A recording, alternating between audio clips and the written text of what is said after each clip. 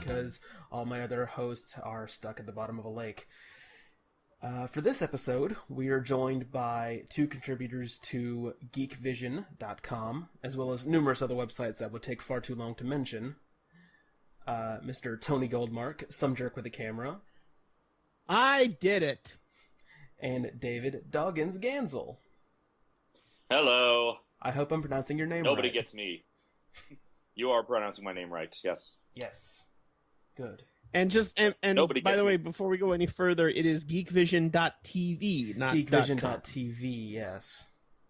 GeekVision.com is some other website that we cannot vouch for. I see.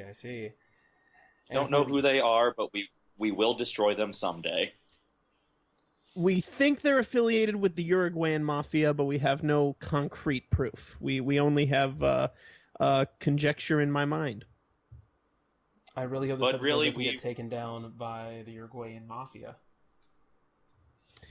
Well, you know how they are. Yeah, Well, if they it love happens, they it love happens. hearing themselves mentioned, so Yeah, our time, by the way, in this podcast is being brought to you by the Uruguayan mafia. yes. Whenever you need a Uruguayan mafia, accept no substitutes, but the Uruguayan mafia. Have it Uruguayan. Ah!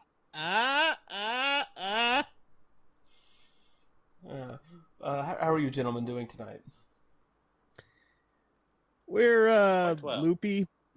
Loopy? Yeah. Yes, Not as usual. not wacky or any other sort of phrase. Just Well, we're like all on a scale. we're trying to- loopy.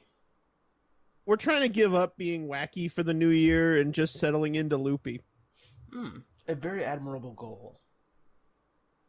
I'd like to think so, but I'd be wrong. Onto the topic at hand, Mystery Science Theater 3000. I guess I'll start with Tony. How did Okay. you get into Mystery Science Theater?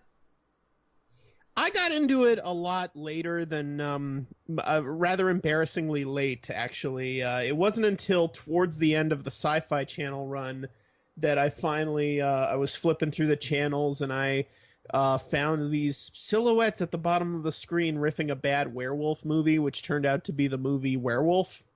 And one of the first riffs I ever heard was Crow saying, "You know, it's economical not to have a plot because then you can just film people saying things." And instantly I was hooked. And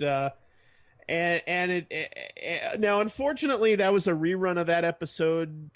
I think the first new episode I caught was actually the last episode, Danger Diabolic. So I kind of missed out on most of it, but I caught as many reruns as possible.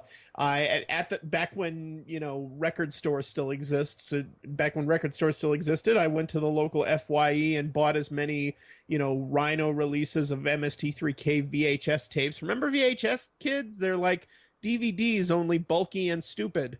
And DVDs are like shiny round Netflix streams, for the kids listening. Anyway.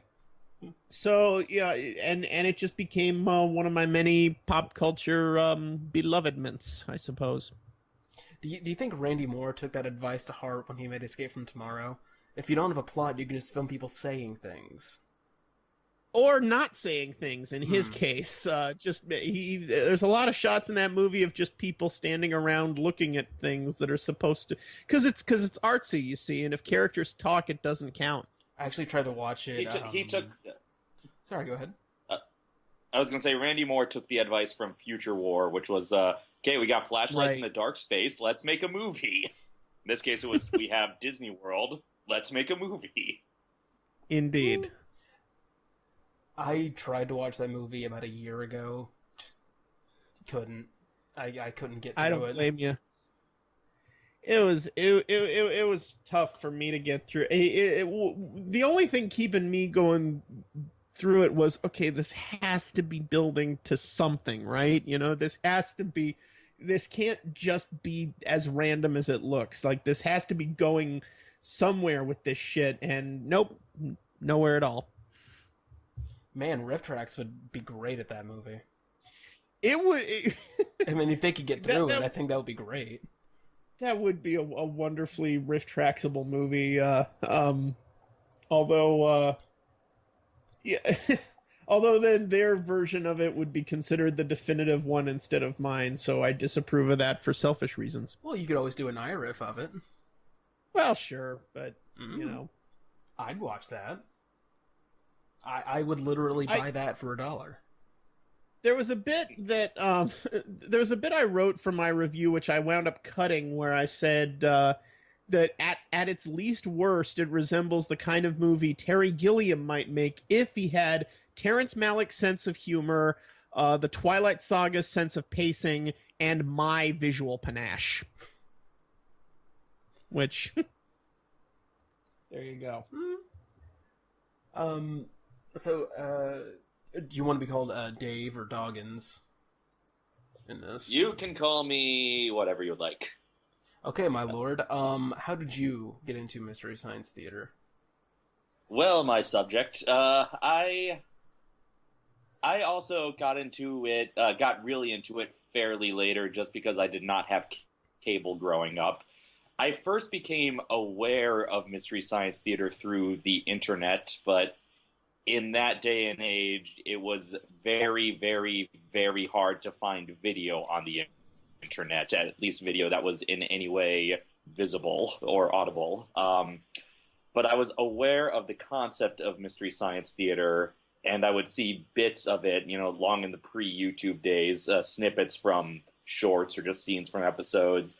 The first full, not even technically episode, but for lack of a better description, the first full Mystery Science Theater episode I saw in its entirety was the movie, where they do This Island Earth, which I already knew going into it that I was a fan of the concept and a fan of the snippets I had seen, and watching the movie just confirmed that I was just full-on a fan of these people doing this thing.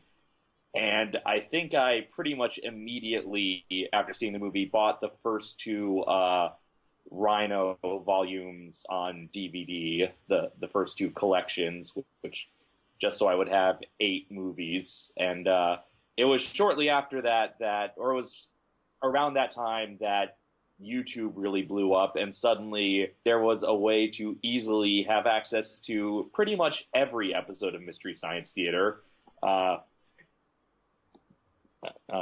And so I watched as many episodes as I could find, and would just buy more episodes as I had the budget to do so.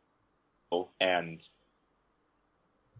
basically just my fandom developed over the years as I watched more and more of this episode that I was...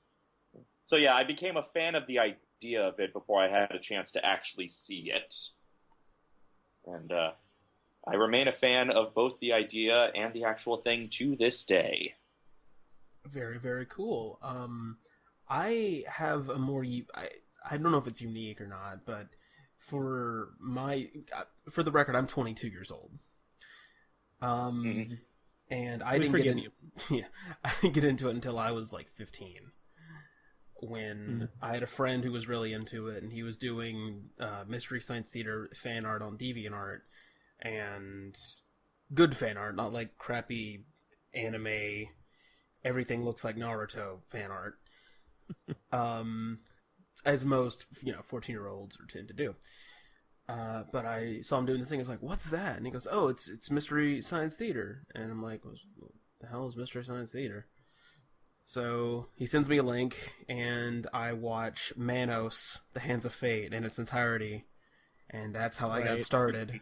And I think I suffered some brain damage, but out of that brain damage, I found this thing that I thought was really, really cool, and I really enjoyed, and now I'm hosting this podcast.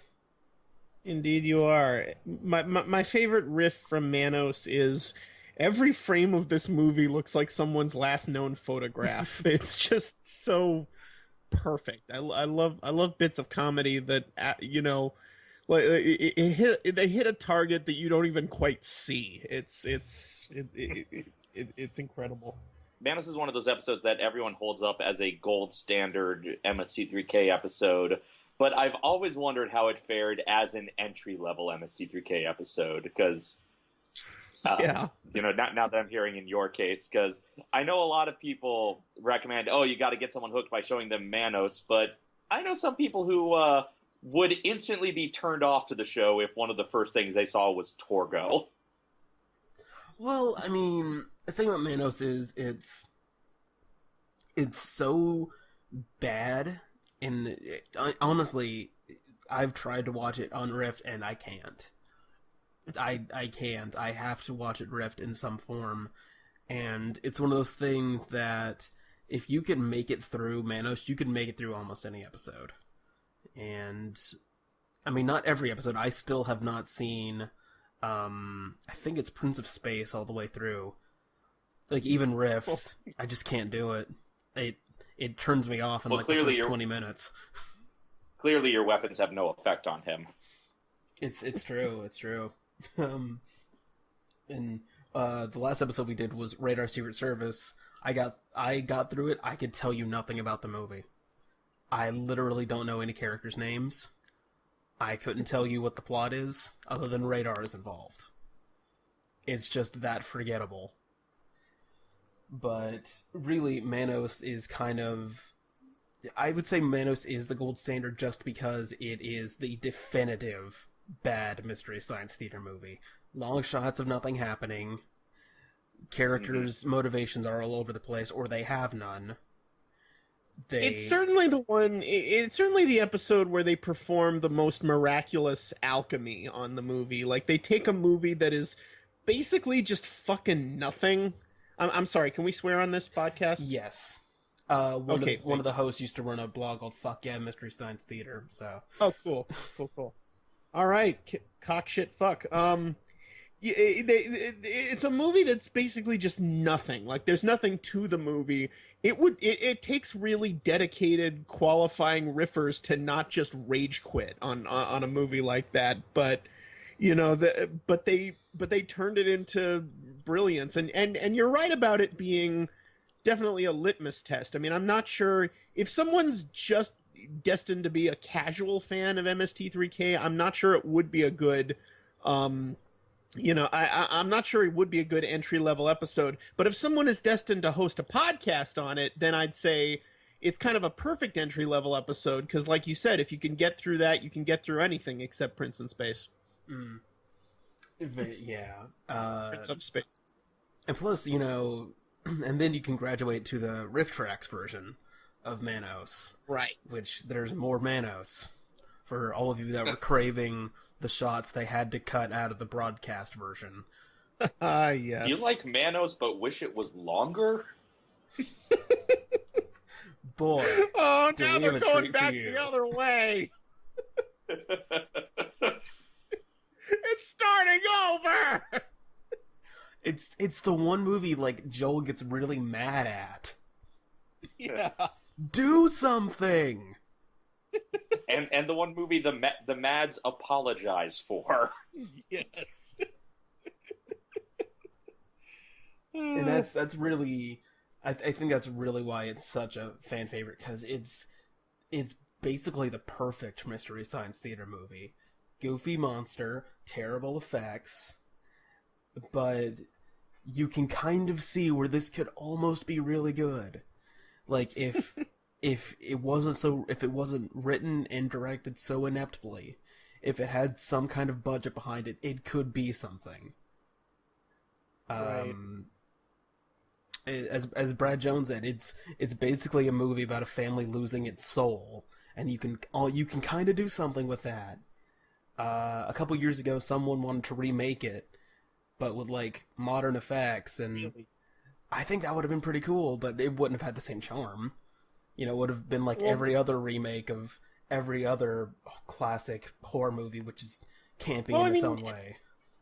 Maybe if you did it like the way they remade Little Shop of Horrors, where they deliberately where they deliberately make it campy as hell and just, make fun of how bad the original movie was by, putting it in a whole... if you did it that way, I could see it working. Valid Lodge of Horrors. I don't know...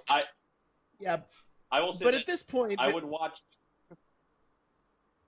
the hell out of a Menken and an Ashman Manos musical. Oh, hell yes. but I don't know if there's any salvaging it as a legit horror film at this point. It would it would kind of be missing the point. But both of the sequels are basically doing that, so. Yeah, because, it took MST3K to make it a cult classic. Everyone, no one barely anyone had even heard of it before MST3K kind of discovered it, for their own nefarious purposes. So it's almost like, the point of the original movie was to try to be a legit horror film, but the point of the reason why everybody loves it is, or loves to hate it at least, is that it is shitty. It's that it's bad, So yeah, if you tried to remake it legitimately, that's just missing the point of why it's missing the point of why you've even heard of it. You know what I mean? I mean, tell that to the executives who remade Jack the Giant Killer. Well, there you go. Just saying, they did that. Yeah, and it was in theaters for 3 days. Boy, I don't know. It's just amazing how much you have to miss the mark to do that. But I mean, I thought it was weird that I thought it was weird that the big $100 million Jack the Giant Slayer movie actually was bookended by ice cream bunny segments. I thought that was weird. I mean, why did they do that? Oh my. Anyway, and Christopher Walken was the ice cream bunny, but he was half CGI, and it was just weird. What if that becomes the new reboot? Like Hollywood runs out of things to reboot, and they're literally scraping the bottom of the barrel for just shit MST3K has made fun of, and they do $200 million fucking Time Chasers reboots. Hey, you know what? Time Chasers is the one movie that could probably work. I actually think Time Chasers is a pretty decent movie on its own. I disagree. It it definitely tries to be a legit movie. It just doesn't. I mean, it's clearly trying to be Back to the Future with no, without even the slightest. It doesn't know why Back to the Future worked. Basically, it's just trying to have a similar storyline with. I don't know. Maybe it's just the low budget that always gets me about it, but. Anyway, I give Time Chasers a lot of credit for its ambition, and for basically this small town came together and made a movie, and the end result was nothing particularly great, but its ambition has a certain charm, a certain homemade charm to it. Plus, I think having a flying time machine makes a lot of sense. Yeah, well, to me. Yeah. Well, it is nice. It is nice that the people who made the film were actually looking forward to seeing the MST3K of it. Like, they held a big viewing party of it, and they were really excited. And then, of course, in the actual episode, literally one of the last things they say before leaving the theater is "Go to hell, citizens of Rutland, Vermont." We've actually had the director on the show. He is a really, really cool nice dude. We've had Rick Sloan, Hobgoblins. Nice. He was fun to have. Yeah, but now Hobgoblins is the one that I think, and maybe it's a guilty pleasure thing. Hobgoblins is the one that I think works without riffing, even though obviously the MST3K guys, completely, they hated that movie so fucking much. I think because the Hobgoblins is already trying to be funny and self-aware, and it's just not working for them at all. So they kind of have nothing to. They almost have nothing to push against because the movie's so kind of self-consciously silly. And yeah, it's not. It kind of. To me, Hobgoblins almost kind of works in spite of itself. Like, it's like just of how pure 80s cheese it is. But yeah, I mean, if you want some people are goofy, some people are just lactose intolerant. If you want a cheap, goofy knockoff of Gremlins, you can do worse. Right. Like Critters. Right. Well, you could also do better, like Gremlins 2, but there you go. Yeah. This has been another game of better or worse than Hobgoblins. Contestants of Better or Worse Than Hobgoblin stay at the beautiful place of some sort. Oh, the beautiful Radisson place. Inn of Madison, Wisconsin. Yeah. The Madison Radisson, yes. I just realized that was from your show. I Yeah. haven't been playing that. Oh man. Going into that, how has MST3K helped like shape and inspire Some Jerk with a Camera? There's always an element of MST3K in everything I do, and I think in everything. I mean, there's some reviewers who are just kind of purely analytical, who are just purely like, here's why this movie works, here's why this movie doesn't work, and there's nothing wrong with that. But if you want to be comedic about it, like not just witty about it, but genuinely funny in your reviews, and add in jokes and basically, not just say, well, the way I see it, if I may get slightly highfalutin here, there's two ways to look at reviewing a media. There's two ways to look at it. There's the dismissal, which is just kind of you push against it and you go, look how stupid that is, and here's why, and you break it down, or you embrace it ironically, or even sometimes otherwise. You embrace it and you follow it down the rabbit hole. You follow it, you say, okay, what if this logic really did work the way it does? And then you follow it down until you arrive at a conclusion so ridiculous that you can't help but laugh. And that's more what my show is about. And I think anyone who's trying to do that, as opposed to being sheerly analytical in internet reviewing, owes a great debt to MST3K, because they were really the first people to do that.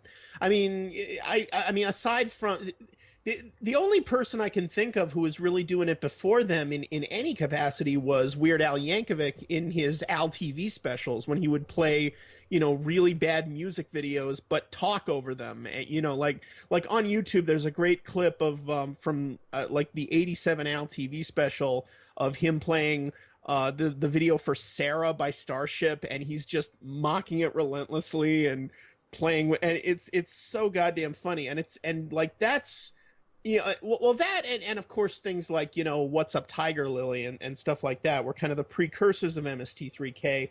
But MST3K was the first thing to really make it a regular thing and really help it develop into an art form in and of itself, which has really taken over great deals of internet culture. I mean, you look at things like YouTube channels with hundreds of millions of subscribers, like Honest Trailers and Cinema Sins. Well, they're all pretty much in some way, shape, or form following the MST3K formula. I mean, with me, it's kind of like I have all sorts of influences, but there's always a dash of MST3K. There's always a dash of Nostalgia Critic in my videos, and there's always a dash of YouTube poop as well. Like I love the sheer non sequiturness of really good YouTube poop videos, and just mix it all together, and you get Some Jerk with a Camera, I guess. And filter it through me, and that's what you get. Very interesting way to put it. Have I been pretentious enough for one podcast? I'll let you know when we get there. My Okay. liege, do you have anything to contribute? Next time I say a big paragraph like that, I'll throw in a few ipso factos. My work is definitely also influenced by MST3K. As of late, I do a little less riffing and more analysis or like history lesson, so to speak, when I'm talking about a thing in a video. But there's like anytime I think of, like almost anytime I'm watching anything, I've got some subconscious internal riff tracks going in my mind, and if I think of a riff that amuses me, I find a way to include it in the video. And it's quite often what would Mike or Joel or Kevin or Bill or Trace, like what would they say if they saw this thing happen? And there are plenty of riffs I've written in I've written into other videos that are almost direct lifts from MST3K lines, except in slightly different contexts. There's a joke that I wrote that Spazmaster says in our big Phantasmic crossover, where in the show Phantasmic, the Magic Mirror says, "Here in Mickey's imagination, beauty and love will always survive." And the joke I wrote for Charlie was, but in real life, beauty and love are often crushed to make room for marketability. And I show just some things that old attractions at Disney parks that have since been replaced by newer, in my mind, inferior versions. But the but in real life joke is a direct lift from the Mr. B Natural riff at the end, where Trevor was like, but in real life, Buzz is still last chair at the preschool band. I'm getting the line wrong, but you remember the scene. And so there's definitely, my comedic voice has been very much shaped by Mystery Science Theater, to the point where I have to stop myself from stealing too much from them sometimes. But they've definitely shaped the way I consume media, for better and for worse.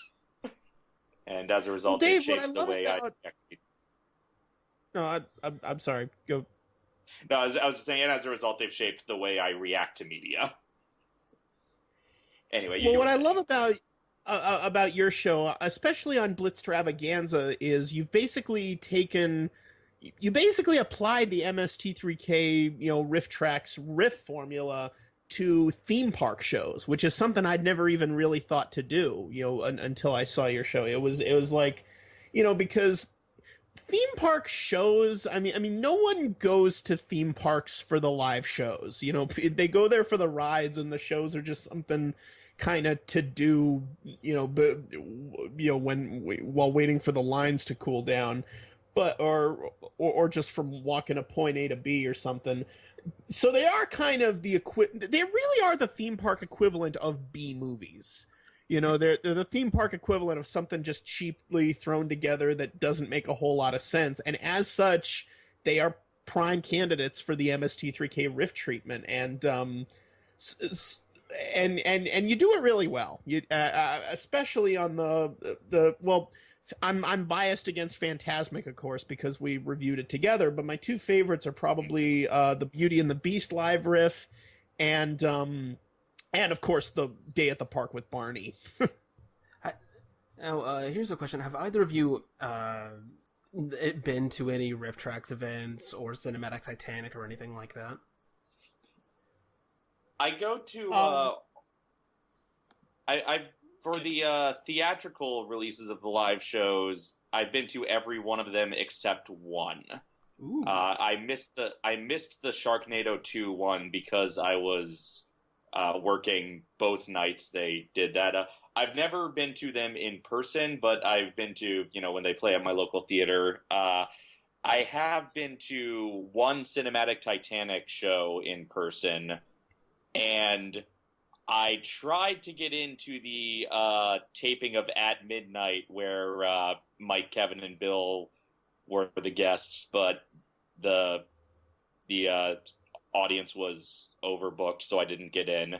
But I did see Kevin and Bill host Wootstock once with Paul and Storm and Adam Savage and a whole bunch of other guests. So I've been to a couple of MST3K cast events, and all of the cast members that I have met afterwards have all been tremendously friendly. Very cool. Tony, how about you?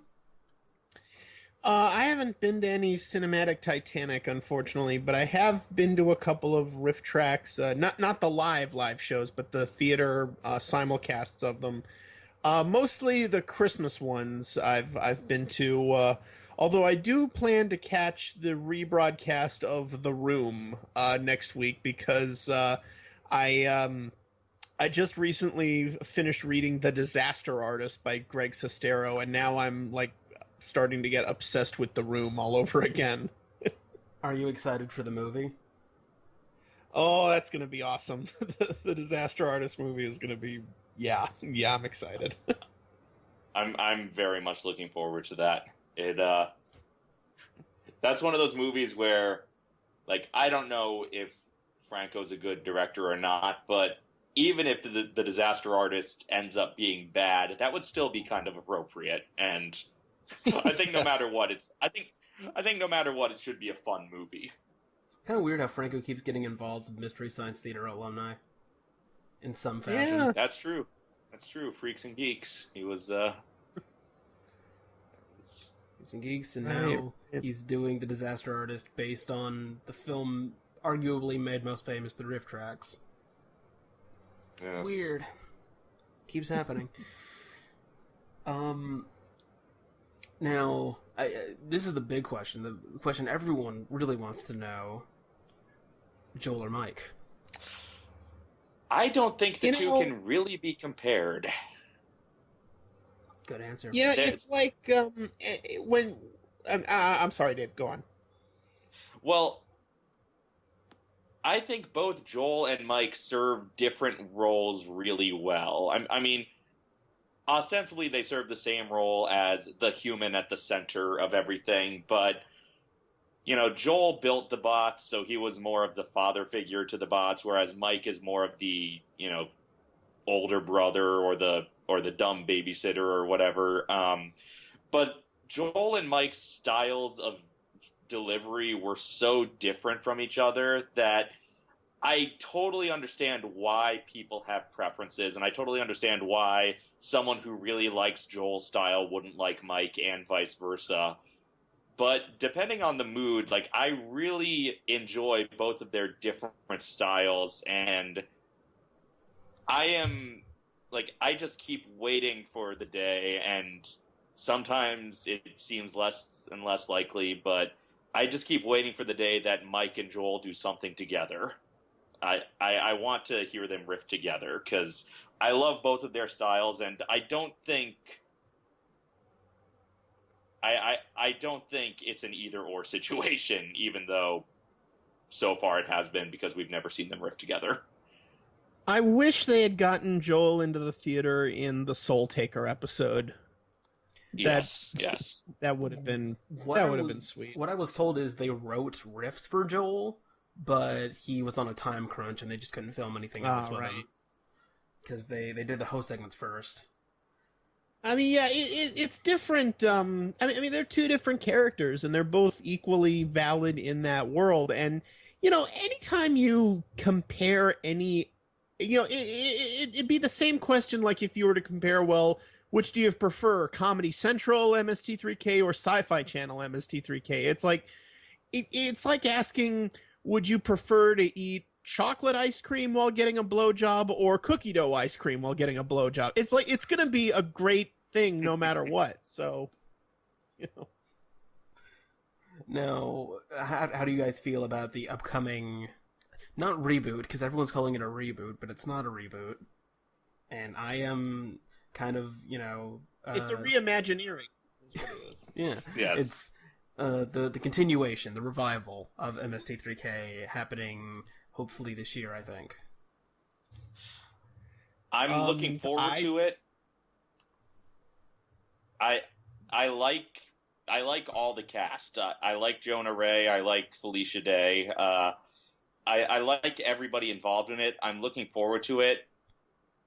It kind of weirds me out how there seemed to be bad communication or no communication with the original show's alumni. I don't know what was going on there, but like Trace seemed particularly adamant that Trace seemed to imply that he wasn't invited back, and a couple of other cast members seemed to imply that they weren't invited back, and Joel claimed that he invited everyone back. So I don't know what's going on there, and I don't like it when mom and dad fight, but it might not be anything serious. I don't know what's going on there. I just kind of wish everything was more open. I'm still looking forward to it. The only thing that prevents me from being 100% excited is if there's really any behind-the-scenes drama with the new people or with the new production and the old people who made the original show I love. That's fair. But I could be reading too much into things. From what I can gather, Joel did not send out any invitations until they at least had a certain number episodes funded, because he didn't want to invite people and then not get funded. So from what I can gather, he did not send out invitation emails until the first 3 episodes were announced as coming. And then, but by then every fan had, tweeted at Trace and Frank and everybody, say, "Are you going to be in the new one?" And I know Trace especially kind of got really irritated with all the requests really fast. So he kind of put a stop to it. And I don't really want to. I don't want to make assumptions about everyone's what everyone wants, or I don't want to tell people what they should do. But I do feel like even if Joel, I respect Joel for not wanting to send out the invites until he was sure they were funded. But I feel like he still could have been more communicative with everyone beforehand, just about hey, this is a thing that's happening, and people are probably going to ask you about this. Yeah, I mean that's very true. If that is indeed the case, because we know he's been trying to do this for a few years. And also the fact is, I don't know what goes on behind the scenes, and I shouldn't make assumptions about what goes on behind the scenes. So I'm looking forward to it. I just hope that there's no bad blood between anyone, because I like everyone new, and I like everyone involved in the old show, and I like it when the people I like each other.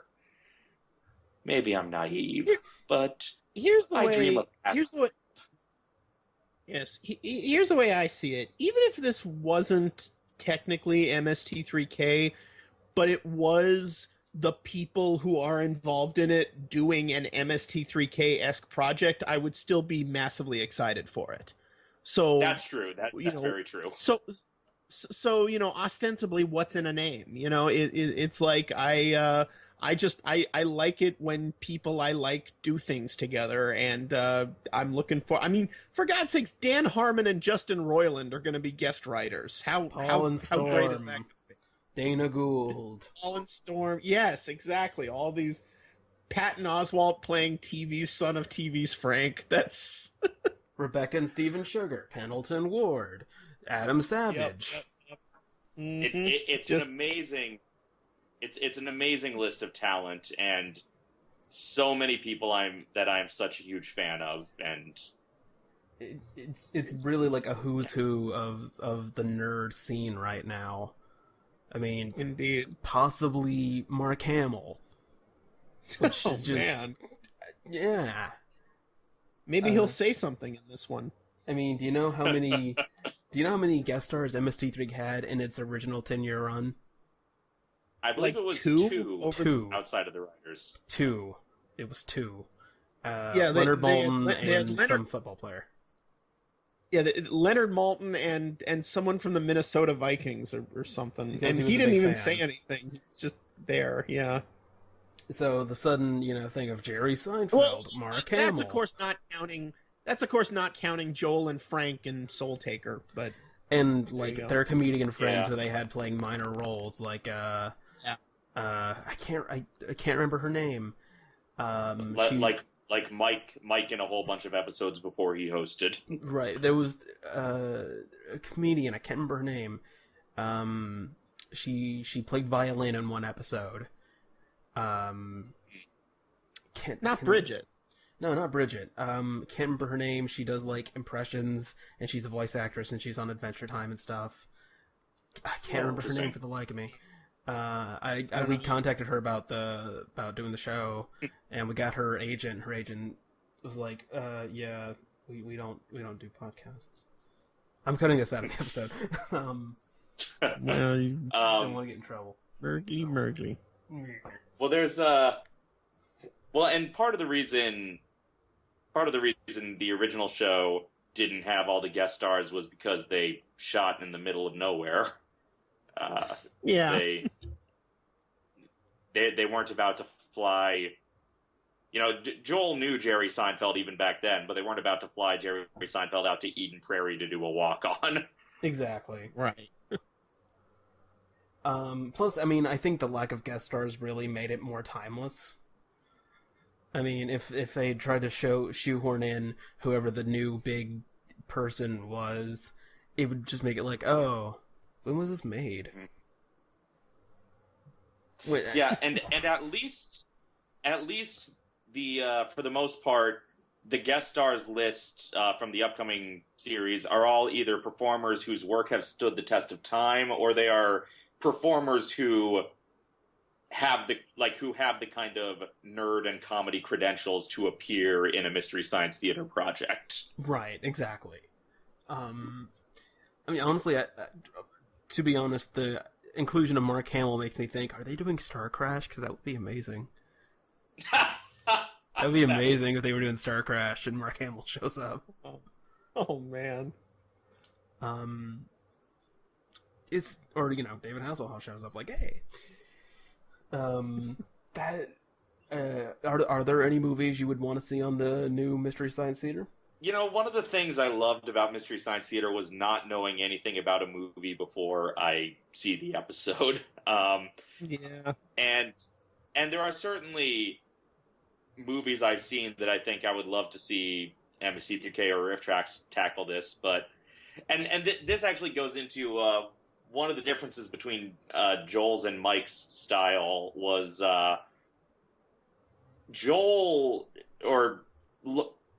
it's not even so much a difference between Joel and Mike as it is a difference between the early years of the show and the later years of the show, is that in the early years they were more content to let the movie speak for itself.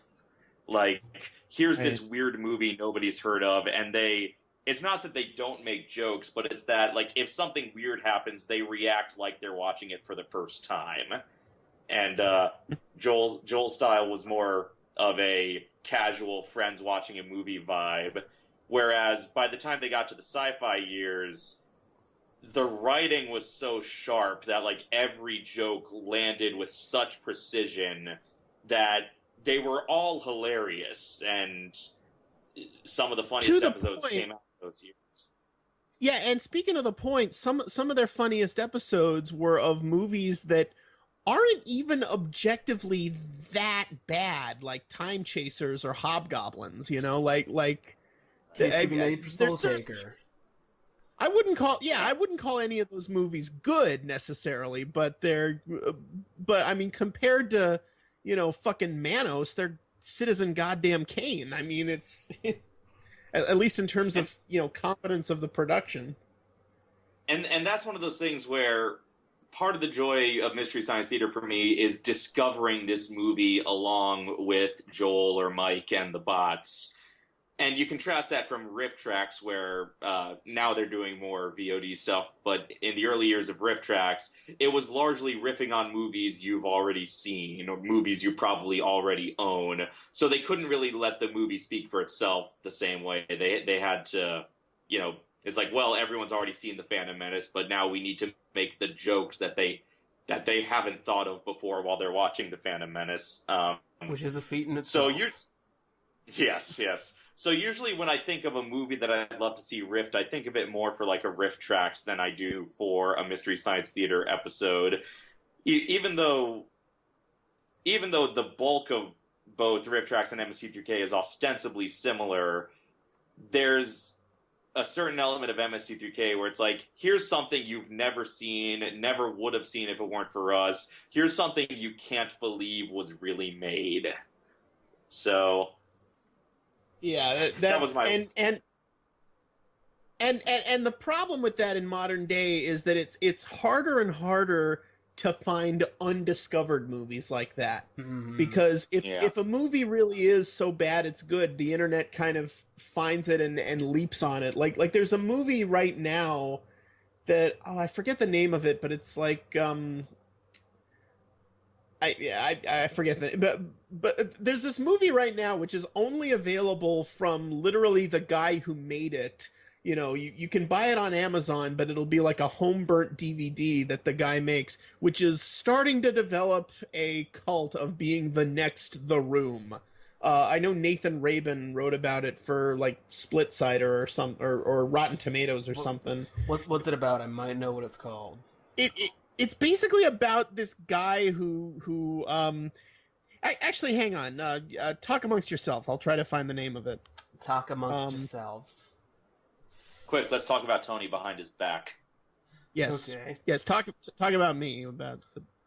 So just see what happened to that Tony guy on the internet. That was very Fateful Findings. I've got it. Fateful Findings is the name of it. And Nathan Rabin wrote about it for Rotten Tomatoes in his column Subcult, and it's basically like Fateful Findings is starting to get this reputation as the next The Room, and it's starting. Let me read what he says here. The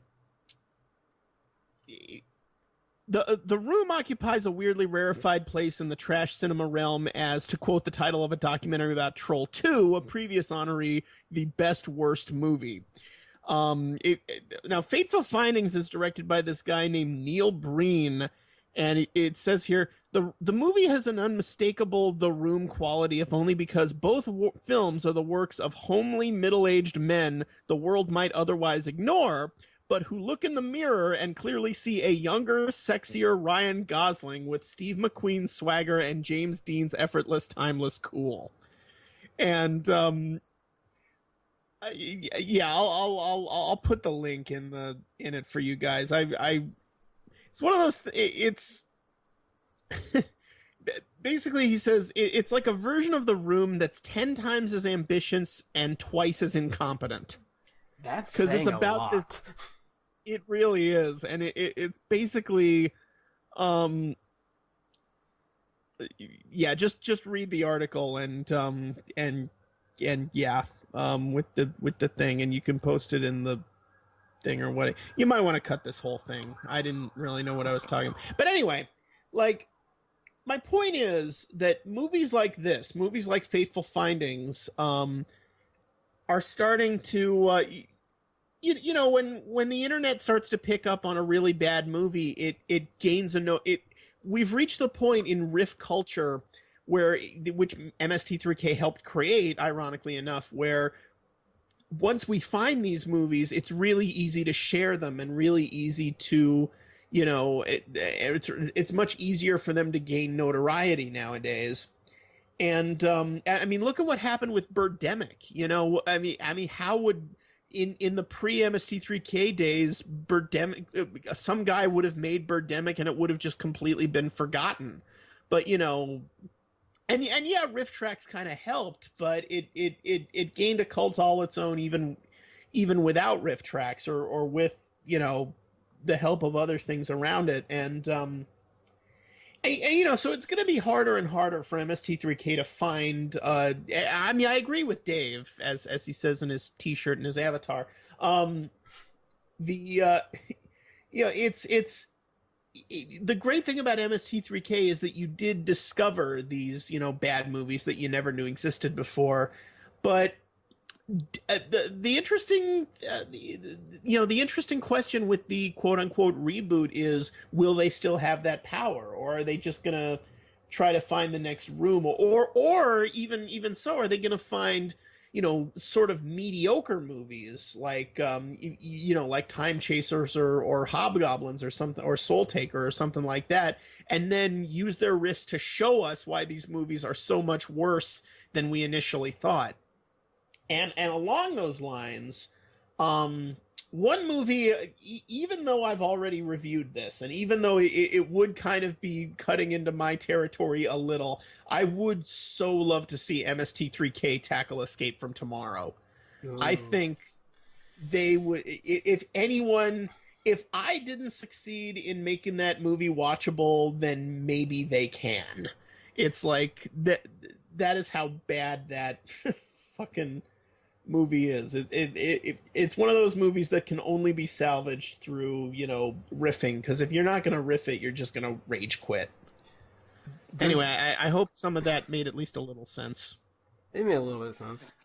I mean, I can edit together to make more sense. I guess my roundabout answer to the question is I don't know what movies I want to see them do, but I trust them to find the right movies, and I look forward to being surprised. That's fair. I know there's a movie that I have. It's called Project Kill. It stars Leslie Nielsen at age 50 playing a super spy. And okay. It was pre-Airplane, so he's not even trying to be funny. It's so bad. It's such a dull slog, and I can't find anyone talking about it. I think it would make a wonderful MST3K movie. Like, it's bad. Interesting. Very bad. Also, I would like to see them maybe do some more animated films, because they've never done that before. I think that'd be really interesting. You know what True. I think would make a really good... I mean, they would never get the rights to it, or maybe they would, I don't know, but I honestly think The Black Cauldron would be a really good MST3K movie. Because it has that kind of pretentiousness about it. Like it has that, big, heavy sort of, every statement that every character says is supposed to be, etched in granite because, these people took the time to animate everything, but it's just such a boring slog. And, I mean, it's Disney, so, but it's not one of their more beloved titles, certainly. So I don't know, maybe they be worth asking at least. I mean, there are also some like cult films that MST3K has done, stuff that wasn't like undiscovered. I don't know about gems, but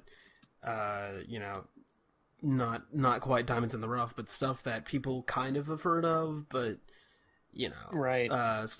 Like Outlaw of Gore or Gore 2, as an example, or any of the Ed Wood movies they did. Well, they specifically, when MST3K was on the air, they specifically refused to do Plan 9 from Outer Space because they thought it was too easy. Yeah, but I mean, what was the Bride of the Monster? That was a fun time, but it's one people have heard of because people know, a race of atomic supermen that will conquer the world. Because I mean, I think this is right when Ed Wood came out. Or it was around that time. Actually, no, it was earlier. Cause it was season 4, so that would have been 1992. So that's way before, but people know it now. But I mean, I would like to see them do something like Krull, because I think Krull is a perfect MST3K movie. Especially one of the higher budgeted MST3K movies. I mean, not quite, well, it's kind of up there with something like The Wasp Woman in that it's kind of a classic, but it's kind of a classic for the wrong reasons. Both, now that I think about it, both Krull and Black Cauldron kind of fit into that sort of fantasy vibe they did a couple times, like Magic Sword and Deathstalker. Exactly. Tonally, both of those choices are very similar. I would like to see them do more movies like those. Yeah. Those the sword and sorcery movies. Yeah. That's what I forget the name, but some AV Club writer once referred to that genre as wizards and shit. I've always loved that description, just wizards and shit. It's a genre they didn't dip into often, but when they did, it was always a lot of fun. Hercules. Yeah. Those various films. Sing the praises of pants. Outlaw of Gore, obviously. I mean, I would like to see them do something like Your Hunter from the Future. Yeah, Cave Dwellers. Your Hunter from the Future will be a really good one, I think. Because, I mean, it's got the star of Space Mutiny, and he's shirtless a lot. They can keep up the big McLarge huges. Exactly. Yeah, so, I mean, they already have the running jokes written for it, but there's also a lot of new stuff they can make fun of, like, it's like a regressed future, where they have, like, almost steampunk technology, but also laser guns, and they're also, like, primitive cave people, and it doesn't make any freaking sense. Yep. It's almost a sort of quasi Princess of Mars kind of story. It's I really guess bad. I hope that just to keep the trend going, at some point in Jonah's tenure, they do at least one more Joe Don Baker movie. Oh yes, absolutely. Mm-hmm. God, imagine if they got like the Living Daylights or something. They would never, but I can dream. Yeah. That's a pretty riffable Bond movie. We all can dream. Yes. Indeed. All right, well, we are nearing the end of the episode because we are vastly running out of time because I have work tomorrow. But I guess real quick, the last thing we ask everybody is, what are your top 5 favorite Mystery Science Theater episodes? Well, let's And we'll start. yeah, let's alternate between the two of us one at a time. Dave, what's your number 5? My number 5 is Pod People, because Good choice. there's nothing more fun than Trumpy doing stupid things, and I thoroughly enjoy how 2 out of 3 host segments. I beg to differ. There is one thing more fun than Trumpy doing stupid things, and that is idiot control now. Yes. Well, I enjoy how 2 out of the 3 host segments in Pod People are just straight up reenactments, like just dumb reenactments, basically sweeting the thing that they just saw happen in the movie. Yes. And you don't need any more. It's such a... Yeah, like the only thing that comes close to adding a joke is the fact that they try to translate the indecipherable lyrics into actual words. Yes. But other than that, they're just reenacting the things and dumbing it down just slightly, but making it just so brilliant. It's a movie that gave them a lot to work with, and I think it's a fine example of what I was talking about, the letting the movie speak for itself and chiming in when they need to. You know, I on the DVD of the series Look Around You, the BBC series that kind of mocked educational kids shows. Love that show. Trey Parker and Matt Stone did a guest commentary, and they talked about and they discussed what shows this was parodying, and they said, well, the show we grew up with was 3-2-1 Contact, which this is parodying, and at one point Trey or Matt says, you know that whatever they're parodying here is only slightly less funny than this. You know, it's like, you know, they didn't have to exaggerate that much, and that's Pod People. Mm-hmm. My number 5 is kind of an atypical movie for them to have done, but goddamn, they make it work so well. I Accuse My Parents. I love that episode, partly because the movie itself is not, you know, like I said, it's atypical. It's not a horror film. It's not a sci-fi film. You know, in its kind of bare bones, there's nothing wrong with the movie's plot as a drama, but it's just so, you know, it's just so melodramatic about it, and they have so much fun with, like the scene where the scene where the guy who runs the hamburger shop is giving the kid, you know, refuge, and he says, you know, I got an old cot out back, nothing much, just an old cot and a mattress to sleep on, and they add, and me. And I just plus the farming, the educational short about truck farming in that before that might be the funniest educational short they've ever done. I used a bit of it in my Epcot video when I was mocking Universe of Energy. I used the bit of them saying, you know, these select few are making 3 cents a day, and yeah, the 1-2 punch of those two, I've always loved. Plus, who doesn't love the theme song, you know, they laughed when I accused my parents and I killed them. Who to see if they'll be laughing now? I believe that's Joel's favorite episode, actually. So, good choice. Cool. Dave?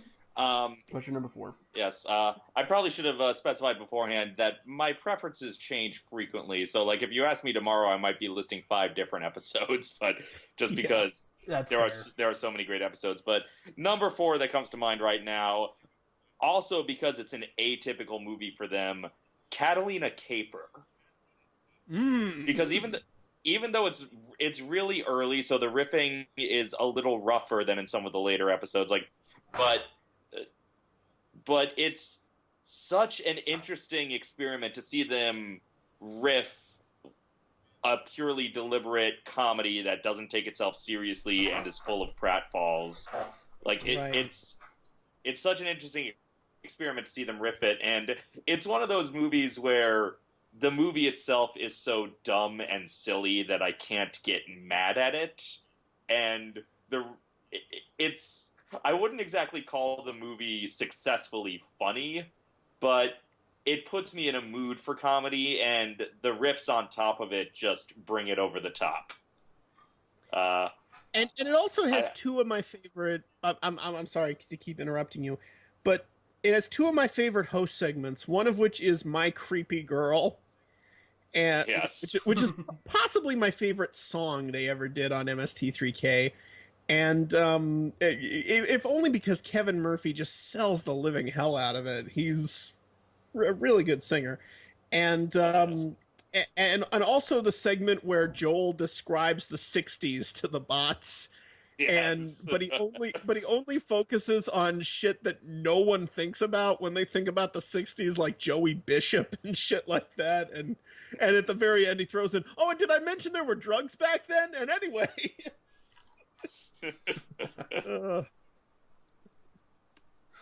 Oh, Joel.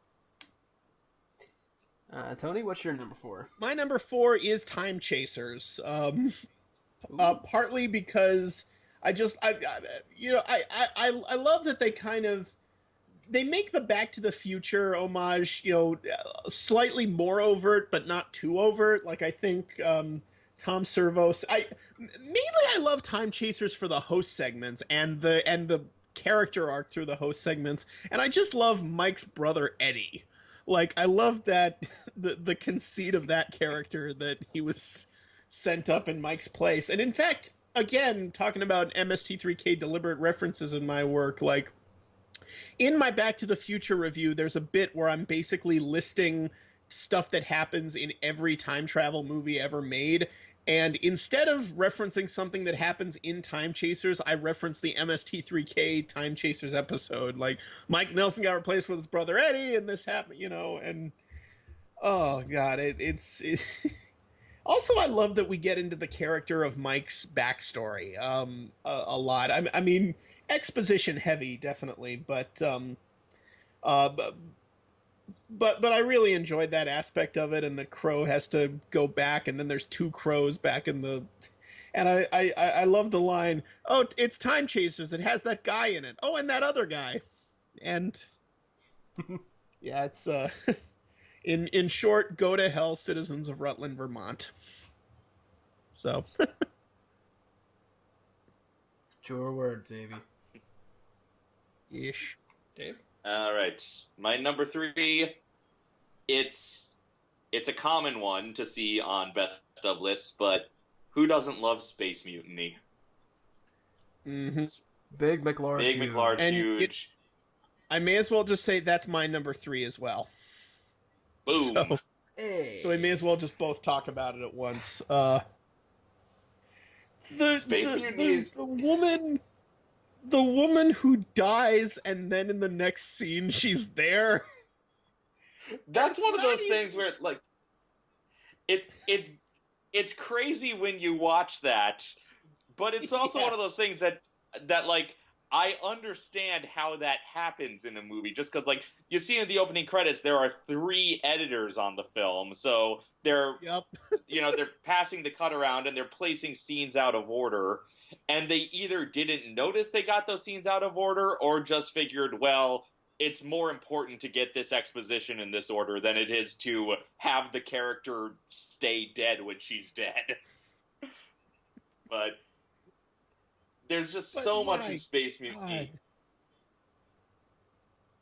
And I love the, and his eyes open. His eyes open. His eyes open. His eyes open. Just like I love it whenever they. That's another thing MST3K did better than just about anyone else is, compensating for whenever a movie underestimates the audience's intelligence. Like, like the audience knows what's going to happen, and MST3K is like in the trenches with us when we watch bad movies like that think we're idiots, and it helps us fight back against that shit. And yeah. Plus, I love the host segment where, oh, escape from here. Oh. It's still crazy to me that the bad guy in Space Mutiny is also the guy who played Diabolik in Danger Diabolik. Yeah. If he had stolen just a little less, I could see her ass right now. Gonna go to the store. Gonna pick up some bread. Maybe go. Gonna go to the post office. And might I say, what a hell of a last episode! Like they went out with a bang. That one, so good. Like they had every right to phone it in by that point and basically just pull a Seinfeld where we don't care, let's just pick up our checks and go home.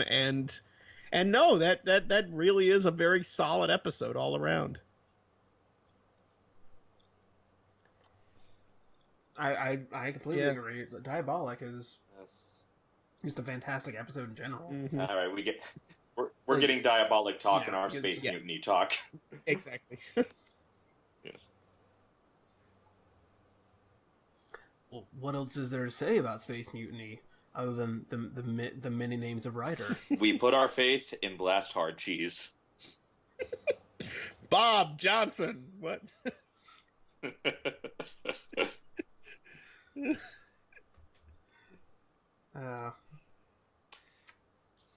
Red Brown. He's a legend for a reason. Yes.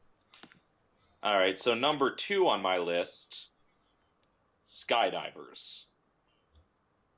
And that's a movie. Skydivers is one I love because that's a movie that would be fucking unwatchable without the riffs. It's boring. Like, it's a story that didn't need to be told, and then it's incompetently shot. It's poorly edited together. No concept of camera framing. Absolutely no screen presence for any of the actors. Everything about the movie itself is abysmal, and it's got some of the funniest jokes in the entire series. It's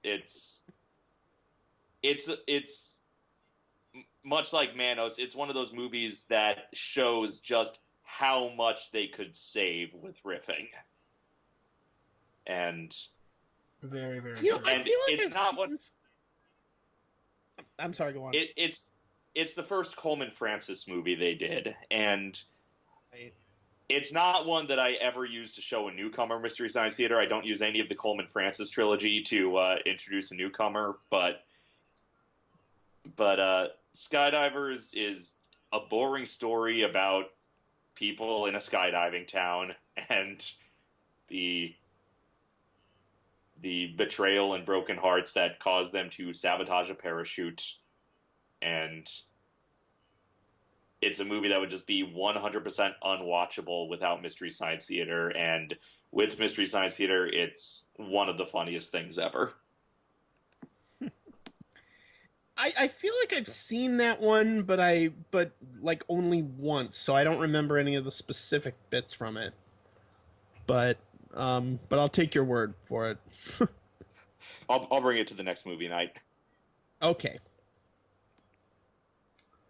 I think what's your number? My number 2 has nothing to do with pods. It has nothing to do with people. It has everything to do with herding. It is pod people, and what I and going off what Dave said earlier, like what I love about it is it does give them so much to work with because it's not.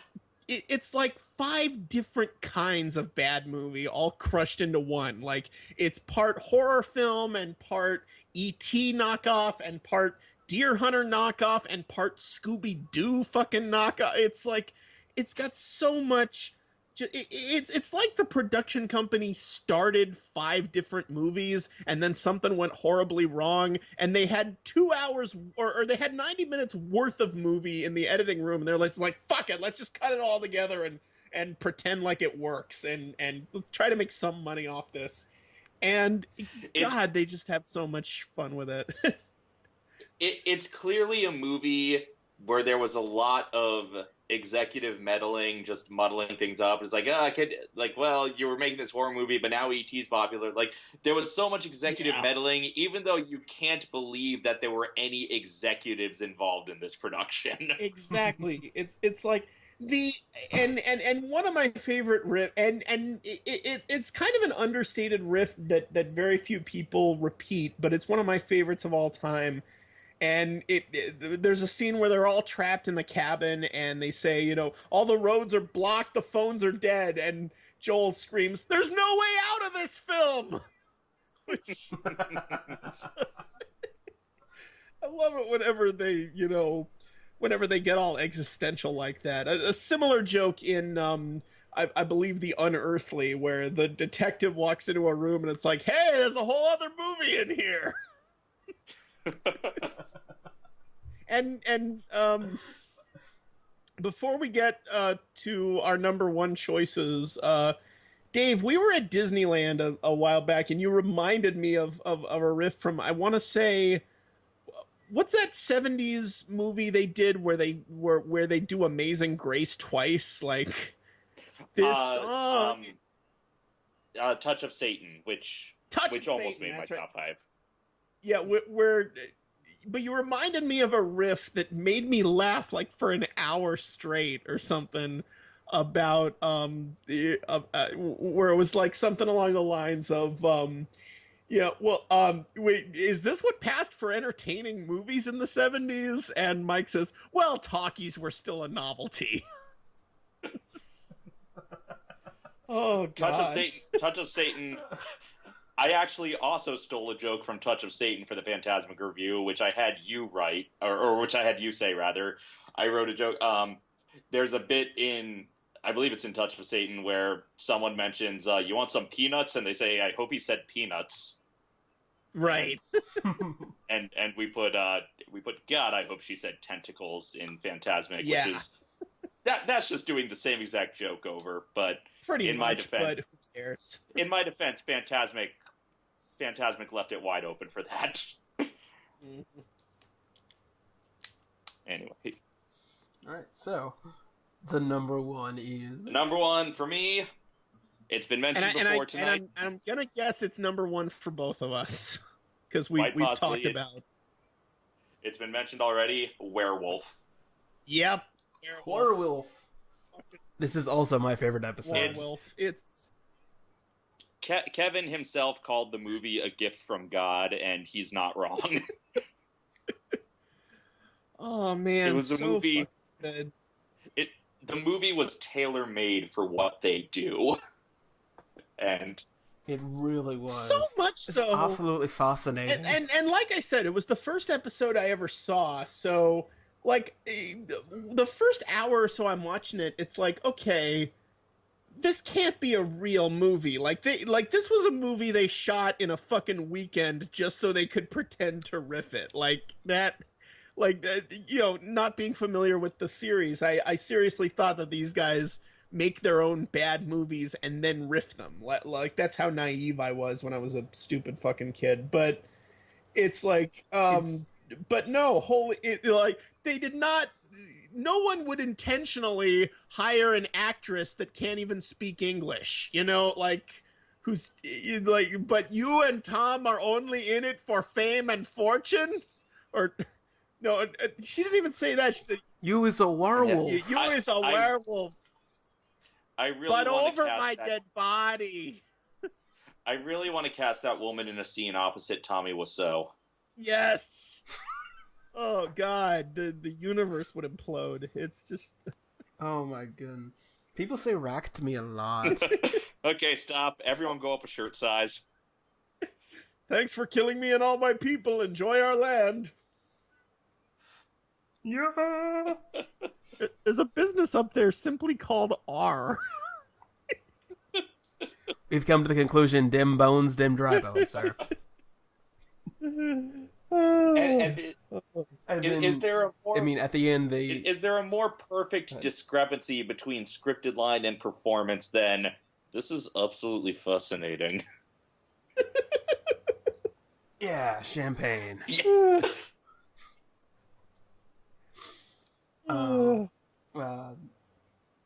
And again, they do that thing at the end where it's like he's gonna be a werewolf. Yep.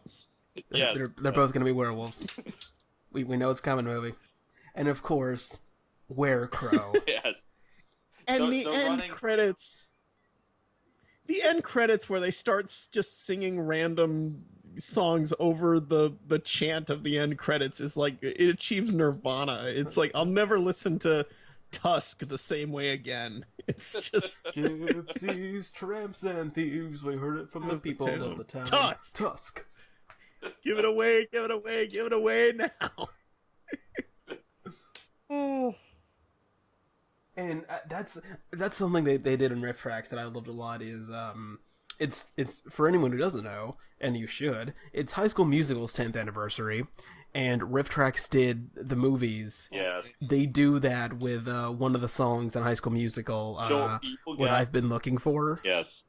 No reason, short people got no reason. You take the good, you take the bad, you take it all, and there you have the facts of life. It's a great scene and a great riff. The best part about being a woman is the prerogative to have. I could literally do that entire thing, and I love that scene so much. It's like the natural evolution of the Tusk joke. At various points on old hard drives that have since been destroyed, I had MP3s of both the Tusk sequence and that sequence, like just edited that sequence over the song from High School Musical. That would just play among my actual music, just because I loved both those bits so much. London calling from the faraway town, voice declared. It's a great joke, and like I said, it's the natural evolution of the Tusk bit, and it just keeps on giving. I mean, you can just go everywhere really with it. Does. Oh. And then the host segment in Werewolf, they try and make their own werewolf using Kevin's dog. Yeah. Yes. Well, I got the peasant. Oh, like it's really hard to get a peasant around here.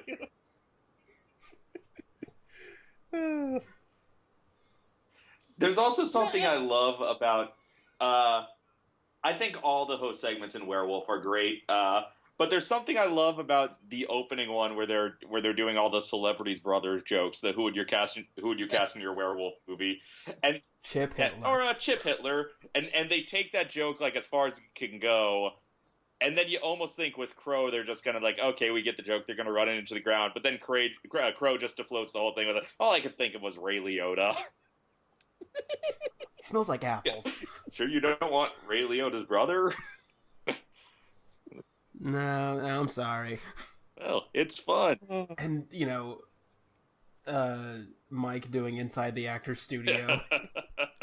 Mr. William Catt, truly you are the greatest American. Just wonderful host segments, wonderful riffing. That episode and Soul Taker always kind of vie for my number one spot because they're just. I mean, A, they both have Joe Estevez, so right. Points there. B, they're just really, really funny. Mm-hmm. I think Soul Taker kind of edges it out, though. Go home, Joe. Goodbye. Well, I'm not So supposed to talk to people who aren't in the movie. Yeah. So there's no middle ground. It's either a beautiful fairy tale ending or they both die horribly. Yes. Yes. What's so hard to understand about that? You guys think I'm some kind of naive Pollyanna, don't you? Yes, we do.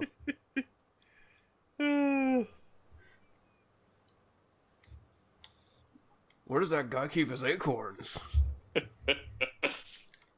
Johnny Cash. Johnny Cash. I think my favorite joke in Soul Taker, just because I did theater in high school, is when it's the flashback to their to when Joe Estevez was alive, and in the carriage, and it's like the mournful violin music playing, and they start singing "Chicks and ducks and geese better scurry." just Hey, it's Urkel. just the, Hey, Urkel. the mournful rendition of "Surrey with the Fringe on Top" from Oklahoma. It just never stops making me laugh. It's wonderful. Oh dear, those are my two like go-to episodes. If I just want something to put on, it's Werewolf or Soul Taker. Yeah. All right, well, I think that just about does it for this episode of the MSTieCast. Do you guys have any final things you want to say? Let's record it again. Let's go again. I just want to plug that my show, Some Jerk with a Camera, is on YouTube. Just search YouTube for Some Jerk with a Camera. And when is this episode going to come out? Probably next week. Okay. Or the week after. It depends. We have an episode coming out tomorrow, and then we have one coming out next week. We might do 2 next week. It really depends. Okay, then on our schedules. Then my most recent episode is most likely going to be a vlog we shot last. Dave is in it. That we shot last month at Disneyland about Season of the Force, the new Star Wars theming they gave to Tomorrowland recently. And yeah, that's and you can check out my show on YouTube or through GeekVision and Channel Awesome, of course, and Bob's your uncle. There. Yes. And my videos are also on GeekVision. Just click the ones that say Doggans on them. I do 2 shows monthly, one called Dave's Obsession of the Moment, where I just talk about whatever I'm geeking over at that particular time. The other called The D-List, where I just quantify things in list form, as everyone is prone to do on the internet. But I have a backlog of other videos, including theme park reviews and a couple of sketches and vlogs and random things and stuff like that. You can also follow me on Twitter. I'm at Doggans, Doggans. So if you really want to keep up with the nonsense I'm doing, that's a pretty good way to do that. And I am on Twitter too at Tony Goldmark at TonyGoldmark. And I'm also at Twitter at Toby Mobius, and you should follow me because I retweet a lot of stuff and never actually tweet myself. Hey, I'm similar. I don't have anything to say, generally. I tweet when I put out an episode, that's about it. Yes, I'm the same way, so follow me to find out when I have videos and to see me retweet people funnier than I am. Exactly. Thank you everyone for listening. I'm Toby Mobius. I'm Tony Goldmark. I'm David Ganssle. And this has been the MSTieCast, and this is a strange remake of Jane Eyre, isn't it?